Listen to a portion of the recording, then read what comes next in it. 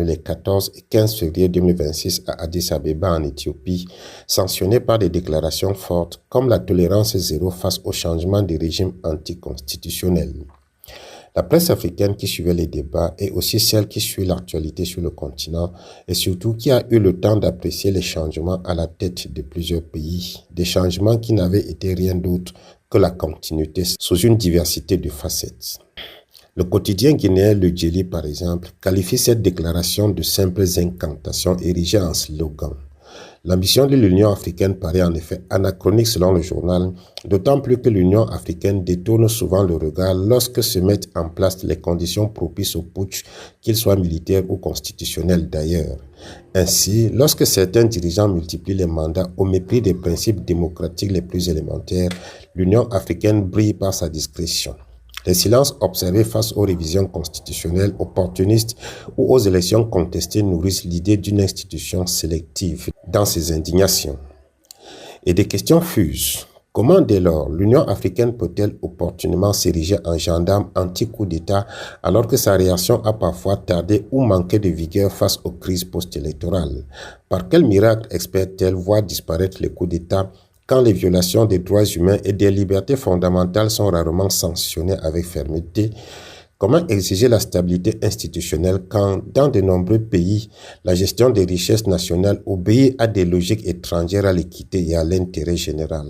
Une chose devrait pourtant s'imposer. La fin des coups d'État ne se décrète pas, elle constitue l'aboutissement d'un processus politique et institutionnel.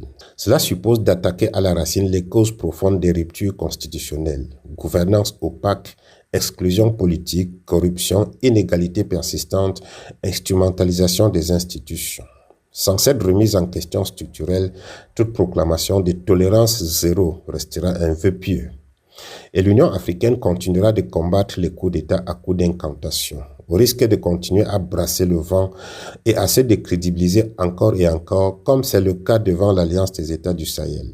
À ce sujet d'ailleurs, depuis que les trois États, Niger, Mali et Burkina Faso, ont pris leur distance vis-à-vis des institutions CEDEAO et Union africaine, elles n'ont pas véritablement, au fil des sommets, marqué leur vive inquiétude quant à une possible dislocation de l'Afrique. Elles se sont jusqu'ici contentées de condamner les décisions de ce chef d'État sans faire un audit profond des causes de leurs décisions, sauf à les connaître déjà et continuer à faire poli devant ceux qui en réalité ont intérêt à ce que le continent soit émietté.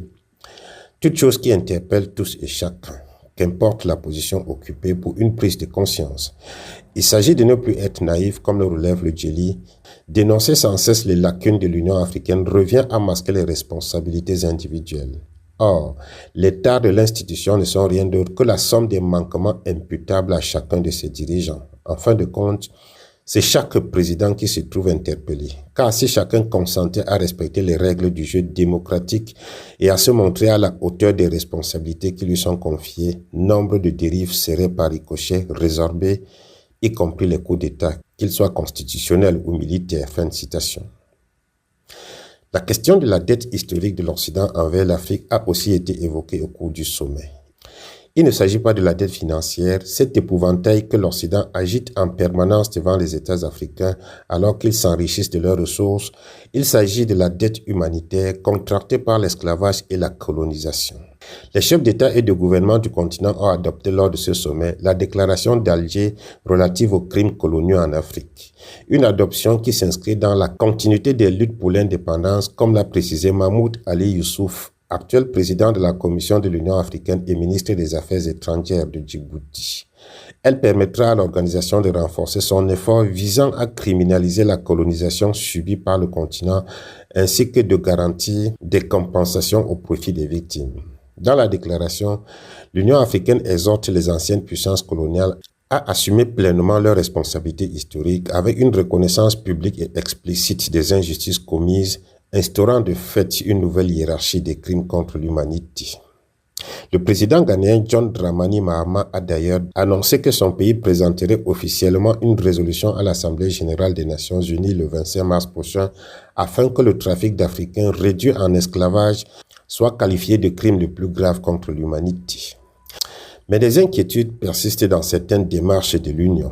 Elle en est encore à exhorter les anciennes puissances coloniales à reconnaître leurs crimes là où les pays de l'Alliance des États du Sahel accusent de manière tranchée et radicale et demandent réparation.